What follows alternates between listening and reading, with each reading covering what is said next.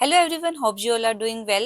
Organic chemistry part 8 video है जिसमें आज हम स्टडी करेंगे रेजोनेंस और हाइपर कॉन्जुगेशन के बारे में। आई होप आपने लास्ट पार्ट देख लिया होगा जिसमें हमने इंडक्टिव इफेक्ट और इलेक्ट्रोमैग्नेटिक इफेक्ट स्टडी किया था।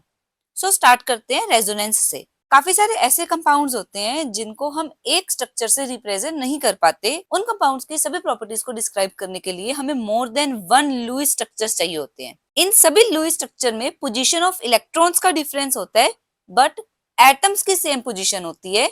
इस प्रोसेस को रेजोनेंस बोलते हैं। रेजोनेंस के केस में कोई सिंगल स्ट्रक्चर सभी प्रॉपर्टीज को डिस्क्राइब नहीं कर पाता। नंबर ऑफ स्ट्रक्चर्स होते हैं जो मिलकर सभी प्रॉपर्टीज को डिस्क्राइब करते हैं। इन स्ट्रक्चर्स को कैनोनिकल स्ट्रक्चर या रेजोनेंस स्ट्रक्चर्स बोलते हैं। और जो एक्चुअल स्ट्रक्चर होता है वो सभी रेजोनेटिंग स्ट्रक्चर्स के बीच का कोई स्ट्रक्चर होता है जिसे हम रेजोनेंस हाइब्रिड बोलते हैं। ये सब कुछ अगर आपको अभी समझ नहीं आ रहा तो हम एक एग्जांपल लेंगे, एग्जांपल के थ्रू आपको बिल्कुल क्लियर हो जाएगा। तो फर्स्ट एग्जांपल है बेंजीन का। हमें पता है बेंजीन का फॉर्मूला C6H6। बेंजीन को हम शो करते हैं कॉन्जुगेटेड पाई इलेक्ट्रॉन सिस्टम से। अल्टरनेट डबल बॉन्ड्स होते हैं। सपोज करो मैंने ये स्ट्रक्चर बनाया, इसमें कार्बन 1 2 3 4 5 6 लेबल कर दिए। इस स्ट्रक्चर में फर्स्ट और सेकंड के बीच में डबल बॉन्ड है, थर्ड और फोर्थ के बीच में डबल बॉन्ड है, फिफ्थ और सिक्स्थ के बीच में डबल बॉन्ड है। अगर हम देखें value carbon double bond carbon, इसके जो बॉन्ड लेंथ है, कार्बन डबल बॉन्ड कार्बन की बॉन्ड लेंथ है 1.34 आर्मस्ट्रॉन्ग और कार्बन सिंगल बॉन्ड कार्बन की बॉन्ड लेंथ है 1.54 आर्मस्ट्रॉन्ग। बट जब हमने बेंजीन में carbon carbon bond length major करी तो carbon carbon bond length in benzene जो वैल्यू आ रही थी वो आ रही थी 1.39 आर्मस्ट्रॉन्ग। मतलब ना तो वो प्योरली सिंगल बॉन्ड की वैल्यू थी, ना वो प्योरली डबल बॉन्ड की वैल्यू थी। तो ये बता रहा है कि जो बॉन्ड्स हैं वो प्योरली ना तो सिंगल बॉन्ड है ना डबल बॉन्ड है। इसका मतलब क्या हुआ, जरूरी नहीं है फर्स्ट और सेकंड में ही डबल बॉन्ड होगा। ये बॉन्ड्स कुछ इस पोजीशन में भी हो सकते हैं। मतलब first second third fourth fifth six अगर मैं नंबरिंग दे दूं, सेकंड थर्ड में डबल बॉन्ड, फोर्थ फिफ्थ में डबल बॉन्ड, सिक्स्थ और फर्स्ट में डबल बॉन्ड। मतलब ये जो सिंगल बॉन्ड्स और डबल बॉन्ड्स की पोजीशन है वो फिक्स्ड नहीं है। मतलब इसमें कोई भी दो एडजेसेंट कार्बन है उनमें प्योर सिंगल या प्योर डबल बॉन्ड नहीं है, तभी जो वैल्यू है वो 1.39 आर्मस्ट्रॉन्ग आ रही है। तो अब एक्चुअल स्ट्रक्चर क्या होगा? जो एक्चुअल स्ट्रक्चर होगा वो इन दोनों का रेजोनेंस हाइब्रिड होगा। ऐसा स्ट्रक्चर जो सभी प्रॉपर्टीज को डिस्क्राइब कर रहा है। ये जो पाई इलेक्ट्रॉन्स है ना, पाई इलेक्ट्रॉन्स अपनी जगह पर लोकलाइज्ड नहीं रहते, ये डीलोकलाइज्ड हो जाते हैं 6 के 6 कार्बन के ऊपर। तो ये जो स्ट्रक्चर बनाया है ना मैंने, ये रेजोनेंस हाइब्रिड होगा। रेजोनेंस हाइब्रिड एक ऐसा स्ट्रक्चर है जो सभी प्रॉपर्टीज को डिस्क्राइब कर पा रहा है। ठीक है, अब एक एग्जांपल और देख लेते हैं CO2 का। Carbon oxygen oxygen oxygen double bond बनाते हैं। अब देखो फर्स्ट ऑक्सीजन के दो बॉन्ड बने हुए हैं, 8 इलेक्ट्रॉन पूरे होने चाहिए, दो लोन पेयर होंगे। ऐसे सेकंड ऑक्सीजन के पास भी दो लोन पेयर होंगे। तो क्या होता है, ये जो इलेक्ट्रॉन के लोन पेयर है ना वो यहाँ पर शिफ्ट हो जाते हैं। अब ऑक्टेट तो होना चाहिए, कार्बन के पास 4 बॉन्ड बनाने की कैपेबिलिटी है, उससे ज्यादा तो बना नहीं सकता। तो जो ये एक बॉन्ड है वो इस ऑक्सीजन पर शिफ्ट कर जाता है। स्ट्रक्चर क्या बन जाता है? कार्बन डबल बॉन्ड पहले ही था, ऑक्सीजन ने अपने एक लोन पेयर लूज कर दिया, इस पर आ गया पॉजिटिव चार्ज जो यहाँ पर ट्रिपल बॉन्ड बन गया। यहाँ पर एक पेयर इलेक्ट्रॉन का बचा। अब यहाँ पर पहले जो डबल बॉन्ड था, इस कार्बन और इस कार्बन के बीच में जो डबल बॉन्ड था वो सिंगल बदल गया। ऑक्सीजन ऑक्सीजन के ऊपर दो लोन पेयर पहले ही थे, एक पेयर और आ गया। ऑक्सीजन के पास इलेक्ट्रॉन बढ़ गए तो इस पर आ गया नेगेटिव चार्ज। तो ये जो स्ट्रक्चर बनाया है ये रेजोनेटिंग स्ट्रक्चर बनाया है। अब ये जरूरी तो नहीं है जो इलेक्ट्रॉन है वो राइट टू लेफ्ट ही जाएंगे, लेफ्ट टू राइट भी जा सकते हैं। तो वो करके दिखाती हूँ। अगर loan pair of first oxygen move करे आगे तो ये बॉन्ड सेकंड ऑक्सीजन पर जाएगा, एक स्ट्रक्चर और मिल जाएगा। फर्स्ट ऑक्सीजन ने अपने इलेक्ट्रॉन्स लूज कर दिए, उस पर आ गया पॉजिटिव चार्ज, ट्रिपल बॉन्ड बन गया। कार्बन, अब ये डबल बॉन्ड था, ये डबल बॉन्ड सिंगल में रह गया। ऑक्सीजन के ऊपर हो गए टोटल 6 इलेक्ट्रॉन्स, तो ऑक्सीजन पर एक्स्ट्रा इलेक्ट्रॉन्स आ गए, नेगेटिव चार्ज। तो इस तरीके से रेजोनेटिंग स्ट्रक्चर बना सकते हैं CO2 के। थर्ड एग्जांपल देखो, carboxylic acid RC double bond OH। इसमें किस तरीके से बनते हैं रेजोनेटिंग स्ट्रक्चर्स? ऑक्सीजन पर लोन पेयर है, दो लोन पेयर, इधर इस ऑक्सीजन के पास भी दो लोन पेयर। क्या होगा, ये जो इलेक्ट्रॉन्स है ऑक्सीजन OH वाले ऑक्सीजन के इलेक्ट्रॉन्स वो आगे आएंगे। जब ये इलेक्ट्रॉन्स आगे आएंगे, कार्बन को तो 4 बॉन्ड बनाने हैं, तो कार्बन क्या करेगा, ये इलेक्ट्रॉन्स अगले ऑक्सीजन पर शिफ्ट कर देगा। तो कुछ इस तरीके से स्ट्रक्चर बनेगा। C, इस ऑक्सीजन के ऊपर 4 इलेक्ट्रॉन अपने पड़े थे, 2 इलेक्ट्रॉन इस बॉन्ड के आगे, तो 6 इलेक्ट्रॉन्स हो गए। जब ऑक्सीजन पर 6 इलेक्ट्रॉन्स, नेगेटिव चार्ज, ये इलेक्ट्रॉन्स जब आगे मूव कर रहे हैं double bond O, oxygen 3 bond बना रहा है, जब भी एक्स्ट्रा बॉन्ड्स हैं पॉजिटिव चार्ज, ठीक है। ये स्ट्रक्चर बन गया। तो एक्चुअल स्ट्रक्चर कैसे बनेगा, देखो एटम्स तो वही रखने हैं, RCOH, यहाँ पर O। फर्स्ट स्ट्रक्चर में कार्बन और ऑक्सीजन, इनमें डबल बॉन्ड है, सेकेंड स्ट्रक्चर में सिंगल बॉन्ड है, तो पार्शियल डबल बॉन्ड बना दिया। ऐसे ही कार्बन और ऑक्सीजन में कुछ टाइम सिंगल बॉन्ड है, कुछ टाइम डबल बॉन्ड है, तो पार्शियल डबल बॉन्ड बना दिया। ऑक्सीजन के ऊपर सेकेंड स्ट्रक्चर में ऑक्सीजन पर नेगेटिव चार्ज आ रहा है, तो यहाँ पर delta negative, partial negative charge show कर देती हूँ। सेकेंड स्ट्रक्चर में इस ऑक्सीजन पर पॉजिटिव आ रहा है, तो यहाँ पर पार्शियल पॉजिटिव चार्ज शो कर देती हूँ। तो इस तरीके से रेजोनेंस हाइब्रिड बन जाएगा कार्बोक्सिलिक एसिड का। ऐसे ही नाइट्रोएल्कीन देखो, RN double bond O। Oxygen, ये फर्स्ट ऑक्सीजन, ये सेकंड ऑक्सीजन। फर्स्ट ऑक्सीजन के 2 बॉन्ड बने हुए हैं, एक बॉन्ड मतलब 2 इलेक्ट्रॉन, 2 बॉन्ड मतलब 4 इलेक्ट्रॉन, 8 इलेक्ट्रॉन पूरे करने हैं, 2 और बना दिए। अब ऑक्सीजन के डबल बॉन्ड है, कोई चार्ज नहीं। नीचे वाला ऑक्सीजन देखो, एक बॉन्ड बन रहा है, एक बॉन्ड मतलब 2 इलेक्ट्रॉन, 3 4 5 6 7 8, 8 इलेक्ट्रॉन पूरे हो गए। बट जहां पर भी ऑक्सीजन का सिंगल बॉन्ड होगा वहां ऑक्सीजन पर नेगेटिव चार्ज। और नाइट्रोजन 4 बॉन्ड बना रहा है, double bond O, single bond O, single bond R, 4 bond है ना, जब नाइट्रोजन पर 4 बॉन्ड हो पॉजिटिव चार्ज। अब रेजोनेंस स्ट्रक्चर कैसे बनेगा, ये जो इलेक्ट्रॉन्स हैं ऑक्सीजन के वो मूव कर जाएंगे अगले बॉन्ड पर, और ये वाले इलेक्ट्रॉन्स, पाई इलेक्ट्रॉन्स मूव कर जाएंगे ऑक्सीजन पर। क्या स्ट्रक्चर बनेगा, RN। ये फर्स्ट ऑक्सीजन के साथ पहले डबल था, बॉन्ड सिंगल हो गया, 4 इलेक्ट्रॉन पहले बड़े थे, 6 हो गए। अब ऑक्सीजन जब सिंगल बॉन्ड बनाता है नेगेटिव चार्ज। नीचे वाले ऑक्सीजन के पास सिंगल बॉन्ड था, बट जब ये इलेक्ट्रॉन मूव करा डबल बॉन्ड बन गया, 2 पेयर ऐसे ही बच गए। ये फर्स्ट ऑक्सीजन, ये सेकंड ऑक्सीजन। फर्स्ट ऑक्सीजन का सिंगल बॉन्ड है तो नेगेटिव चार्ज, सेकंड ऑक्सीजन के 2 बॉन्ड बने हुए हैं, कोई चार्ज नहीं। नाइट्रोजन देखो, सेंटर में नाइट्रोजन 4 बॉन्ड बना रहा है, एक R के साथ, एक ऑक्सीजन के साथ, 2 ऑक्सीजन के साथ, 1 2 3 4, 4 बॉन्ड। जब भी नाइट्रोजन के 4 bond positive charge. Resonance hybrid कैसे बनाना है, पहले तो एटम्स बना लो, RNOO। नाइट्रोजन और फर्स्ट ऑक्सीजन के बीच में पहले स्ट्रक्चर में तो डबल बॉन्ड है, दूसरे स्ट्रक्चर में सिंगल बॉन्ड है, तो मतलब कंप्लीट डबल नहीं होगा, पार्शियल डॉटेड लाइन से शो करा। ऐसे यहाँ पर दूसरे ऑक्सीजन के साथ यहाँ पर सिंगल बॉन्ड है, स्ट्रक्चर 2 में डबल बॉन्ड है, तो यहाँ पर भी डॉटेड लाइन से शो करो। कुछ टाइम के लिए सिंगल रहेगा ये बॉन्ड, कुछ टाइम के लिए डबल हो जाएगा। अब हर स्ट्रक्चर में नाइट्रोजन पर पॉजिटिव चार्ज है, तो नाइट्रोजन पर तो पॉजिटिव रहेगा। स्ट्रक्चर 1 में पहले ऑक्सीजन पर कोई चार्ज नहीं, दूसरे ऑक्सीजन पर नेगेटिव, तो partial negative, delta negative, slide charge. ऐसे ही ऑक्सीजन 2 पर पहले स्ट्रक्चर में तो नेगेटिव चार्ज है, दूसरे स्ट्रक्चर में नहीं है, तो ये भी पार्शियल नेगेटिव चार्ज। तो इस तरीके से रेजोनेंस हाइब्रिड बनेगा नाइट्रोएल्केन का। तो वैसे हम किसी भी कंपाउंड के रेजोनेटिंग स्ट्रक्चर्स बना सकते हैं। तो अब हमें इतना पता चल गया, काफी सारे स्ट्रक्चर्स है, उनमें से एक स्ट्रक्चर होगा रेजोनेंस हाइब्रिड। तो जो डिफरेंस है इन energy of resonance hybrid and most stable canonical structure, उस एनर्जी डिफरेंस को हम रेजोनेंस एनर्जी बोलते हैं। जितनी ज्यादा रेजोनेंस एनर्जी होगी ना, उतना स्टेबल कंपाउंड होगा, मोर इज स्टेबिलिटी। कंपाउंड उतना स्टेबल होगा जितनी ज्यादा रेजोनेंस एनर्जी होगी। अब कुछ रूल्स कैनोनिकल स्ट्रक्चर या रेजोनेटिंग स्ट्रक्चर लिखने के लिए, सिर्फ पोजीशन ऑफ इलेक्ट्रॉन्स बदलती है, कभी भी एटम की पोजीशन नहीं बदलती। हम क्या कर रहे थे, सिर्फ इलेक्ट्रॉन्स को मूव कर रहे थे, सिर्फ इलेक्ट्रॉन्स की मूवमेंट होती है, एटम्स कोई पोजीशन नहीं बदलते। हर एक में number of unpaired electron same रहते हैं। ऐसा स्ट्रक्चर जो ऑक्टेट रूल को वोलेट कर रहा है वो नहीं इंक्लूड करना। अब नेक्स्ट टॉपिक है relative contribution of resonance structure. हमने ये कर लिया, बहुत सारे स्ट्रक्चर्स हैं, उनमें से कुछ स्ट्रक्चर होंगे जो ज्यादा कंट्रीब्यूट करेंगे रेजोनेंस में, कुछ स्ट्रक्चर्स होंगे जो कम कंट्रीब्यूट करेंगे। कैसे पता चलेगा कौन सा स्ट्रक्चर ज्यादा कंट्रीब्यूट कर रहे हैं? First is structure with greater number of covalent bonds, जिसमें सबसे ज्यादा कोवलेंट बॉन्ड होंगे वो सबसे ज्यादा कंट्रीब्यूटिंग स्ट्रक्चर होगा। एग्जाम्पल मैं ले रही हूँ, ये मैंने कंपाउंड दिया 1,3-ब्यूटाडाइईन। कैसे? फर्स्ट पोजीशन पर भी डबल बॉन्ड है, थर्ड पोजीशन पर भी डबल बॉन्ड है। 1,3-ब्यूटाडाइईन है, कितने डबल बॉन्ड्स हैं? 2 डबल बॉन्ड। अब क्या होगा, कंजुगेटेड सिस्टम है ना, इलेक्ट्रॉन्स आगे मूव कर सकते हैं। ये जो पाई इलेक्ट्रॉन 1 और 2 के बीच का था वो आगे शिफ्ट हुआ, जिसकी वजह से ये इलेक्ट्रॉन्स इधर शिफ्ट हो गए। तो स्ट्रक्चर क्या बना?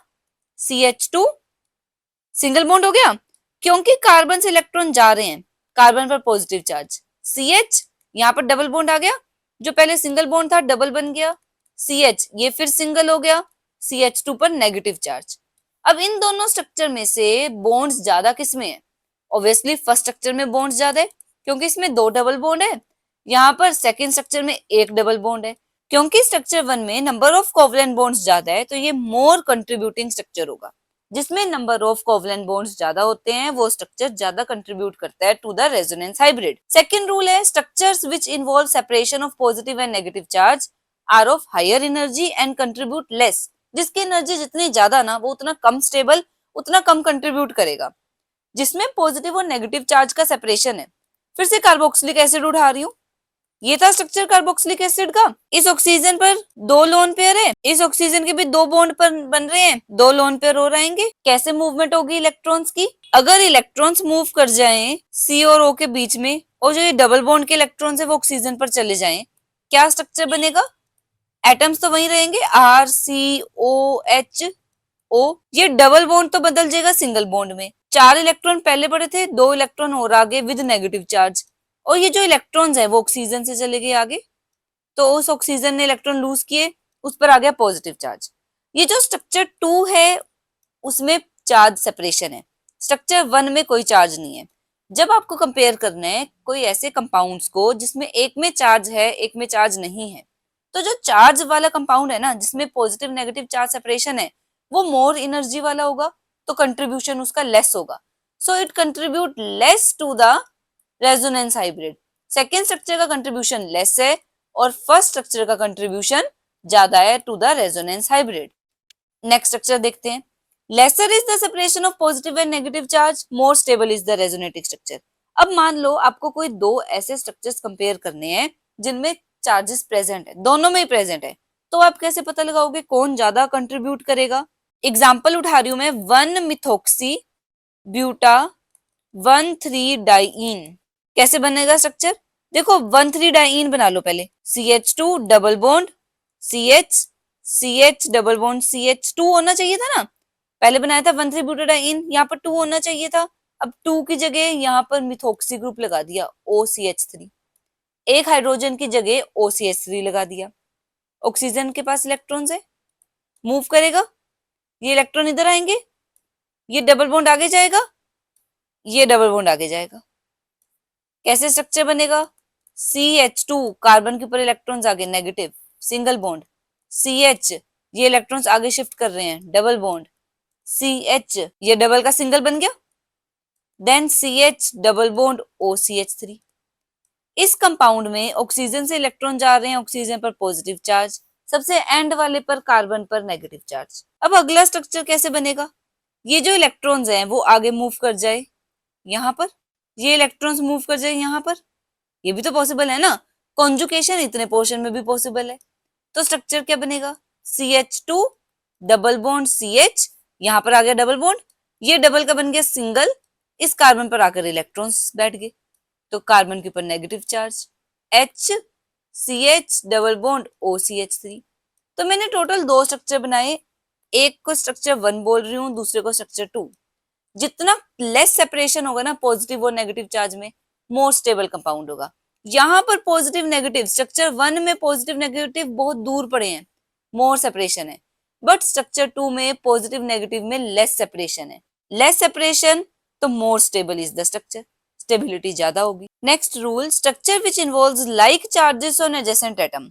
अगर साथ वाले एटम्स पर लाइक चार्ज आ जाए ना तब वो स्ट्रक्चर लेस कंट्रीब्यूटिंग होते हैं। कैसे? स्ट्रक्चर ले रहे हैं 1,2 डाइकीटोन, सपोज 2 कीटोनिक ग्रुप है, एक ही कंपाउंड में साथ साथ 2 कीटोन लगे हुए हैं, ऐसे होगा स्ट्रक्चर कुछ। इस ऑक्सीजन के पास भी 2 लोन पेयर, इस ऑक्सीजन के पास भी 2 लोन पेयर, ये दोनों डबल बॉन्ड ऑक्सीजन पर मूव कर जाए, स्ट्रक्चर क्या बनेगा? RCCRO। एटम्स तो अपनी जगह पर रहेंगे, ऑक्सीजन के ऊपर नेगेटिव चार्ज आ गया क्योंकि ऑक्सीजन के पास अपने 4 इलेक्ट्रॉन्स थे, 2 इलेक्ट्रॉन्स और आ गए, 6 इलेक्ट्रॉन्स हो गए, तो ऑक्सीजन पर तो हो गया नेगेटिव चार्ज। कार्बन से इलेक्ट्रॉन जा रहे हैं तो कार्बन पर पॉजिटिव चार्ज। ये दोनों एडजेसेंट एटम है, एडजेसेंट एटम पे अगर लाइक चार्जेस आ जाए तो ये लीस्ट कंट्रीब्यूटिंग स्ट्रक्चर होगा, इसका नेग्लिजिबल कंट्रीब्यूशन होगा, ना के बराबर कंट्रीब्यूट करेगा रेजोनेटिंग स्ट्रक्चर में। इस कंपाउंड का जो कंट्रीब्यूशन है वो नेग्लिजिबल हो जाएगा। तो ये थे कुछ रूल्स जिसके थ्रू हम रेजोनेंस में कौन सा स्ट्रक्चर ज्यादा कंट्रीब्यूट कर रहा है ये हम बता सकते हैं। अब हमने पढ़ना है रेजोनेंस इफेक्ट और मीजोमेरिक इफेक्ट। स्लाइड सा डिफरेंस है दोनों में, रेजोनेंस और मीजोमेरिक। ये जो इलेक्ट्रॉन्स मूव कर रहे हैं ना, एक part of conjugated system double bond वाले सिस्टम से टू अनदर पार्ट, एक पार्ट से दूसरे पार्ट में इलेक्ट्रॉन्स मूव कर रहे हैं ताकि एक जगह पर लो इलेक्ट्रॉन डेंसिटी बन जाए जहां पर आ जाए पॉजिटिव चार्ज, एक जगह पर हाई इलेक्ट्रॉन डेंसिटी बन जाए जहां पर आ जाए नेगेटिव चार्ज। इस फ्लो को रेजोनेंस बोलते हैं। कुछ कंपाउंड्स ऐसे हैं जिसमें रेजोनेंस मॉलिक्यूल के विद इन हो रही है ड्यू टू डबल बॉन्ड या ट्रिपल बॉन्ड, मतलब मॉलिक्यूल के अंदर बॉन्ड्स की वजह से मूवमेंट हो रही है। कुछ कंपाउंड ऐसे हैं जिसमें फंक्शनल ग्रुप इलेक्ट्रॉन्स को मूव करवा रहे हैं। जब मूवमेंट हो रही है ड्यू टू फंक्शनल ग्रुप्स तब इसको मेसोमेरिक इफेक्ट बोलते हैं। अब रेजोनेंस भी टू टाइप का है, प्लस आर और minus R. Plus R groups जो डोनेट कर रहे हैं इलेक्ट्रॉन्स वो प्लस आर इफेक्ट शो करेंगे, कुछ दे रहे हैं ना, इलेक्ट्रॉन्स डोनेट कर रहे हैं plus are.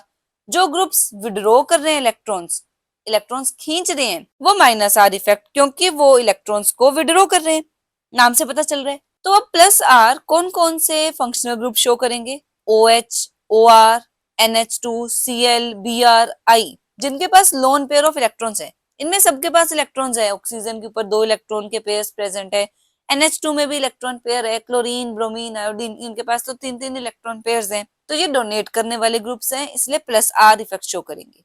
Minus are effect ऐसे ग्रुप्स जो इलेक्ट्रॉन को उल्टा विड्रॉ करते हैं, जैसे C double bond O, CHO, COOR, CnNO2 etcetera. दोनों का एक एक एग्जाम्पल जरूर देख लेते हैं। Plus are effect, plus are effect में मैं एनिलीन ले रही हूँ। एनिलीन का स्ट्रक्चर बना लेते हैं, बेंजीन के ऊपर NH2, ये बेंजीन बनाया NH2।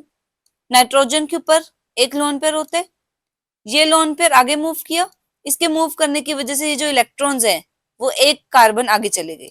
स्टेप वाइज बनाना इजी रहेगा, ज्यादा मुश्किल नहीं है स्ट्रक्चर्स। यहाँ पर डबल बॉन्ड आ गया, सिंगल बॉन्ड पहले पड़ा था, एक इलेक्ट्रॉन पेयर आ गया तो डबल बॉन्ड।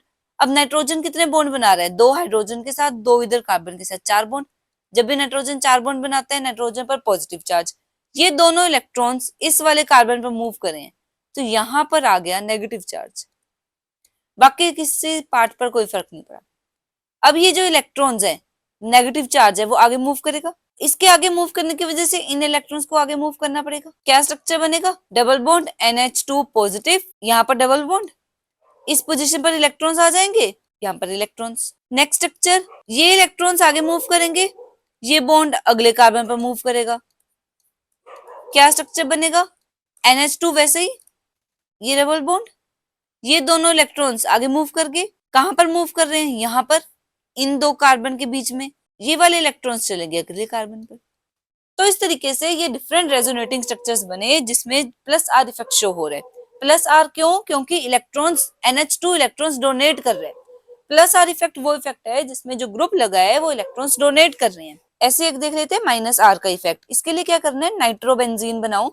अब जो नाइट्रो ग्रुप है वो इलेक्ट्रॉन विड्रॉइंग ग्रुप है, वो क्या करेगा? इलेक्ट्रॉन्स को अपनी तरफ खींचेगा। इसमें एक कोऑर्डिनेट बॉन्ड होता है, एक तो डबल बॉन्ड ही है, वही कंजुगेटेड सिस्टम है।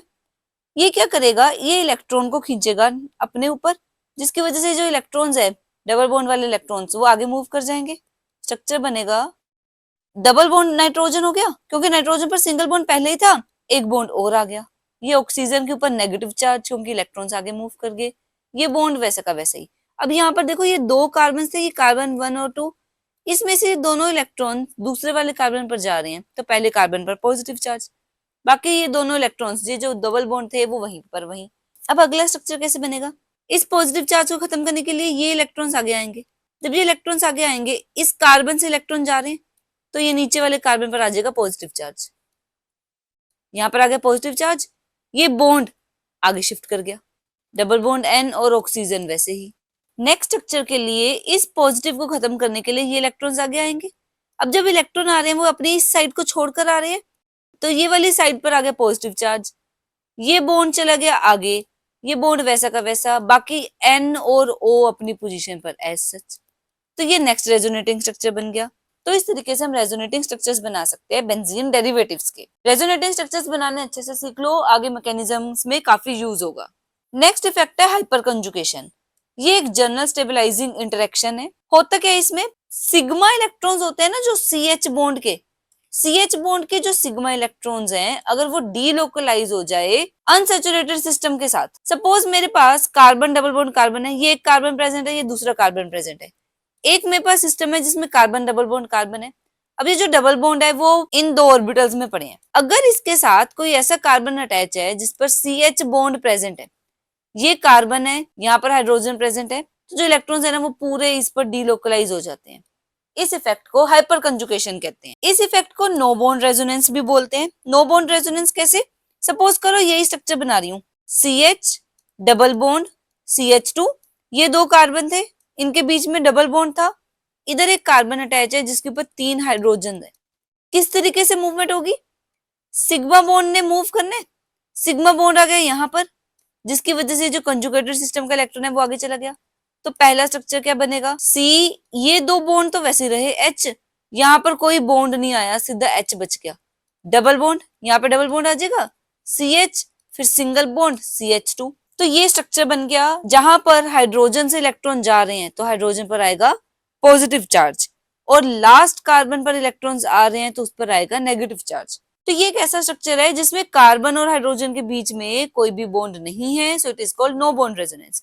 अब अगर यहां से इलेक्ट्रॉन मूव कर सकते हैं तो इस कार्बन से भी तो कर सकते हैं। तो अगला स्ट्रक्चर क्या बनेगा?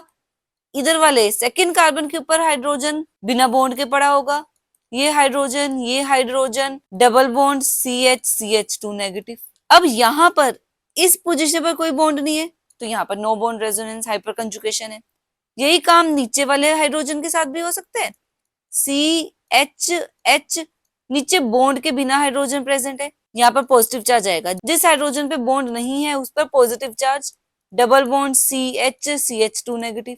तो ये स्ट्रक्चर्स बन गए जिसमें हाइपर कंजुगेशन शो हो रही है। आई होप आपको आज की वीडियो समझ आई होगी। नेक्स्ट वीडियो में हम करेंगे स्टेबिलिटी ऑफ कार्बोकैटायंस, कि कौन कौन से फैक्टर्स हैं जो कार्बोकैटायन की स्टेबिलिटी को इफेक्ट करते हैं। सो मिलेंगे नेक्स्ट वीडियो में। Till than happy learning.